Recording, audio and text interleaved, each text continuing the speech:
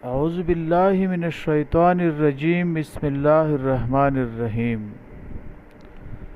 حضرت عبداللہ بن عبید بن عمیر رحمۃ اللہ علیہ فرماتے ہیں کہ حضرت جابر رضی اللہ عنہ نبی کریم صلی اللہ علیہ وآلہ وسلم کے صحابہ کی ایک جماعت کے ساتھ میرے پاس تشریف لائے۔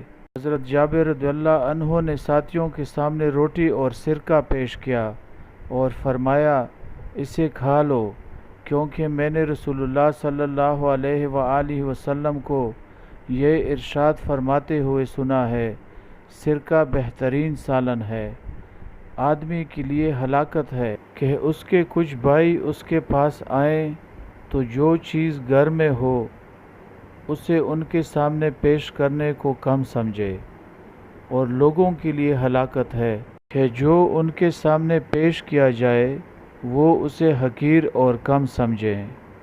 ایک اور روایت میں ہے کہ آدمی کی برائی کے لیے یہ کافی ہے کہ جو اس کے سامنے پیش کیا جائے وہ اس کو کم سمجھے۔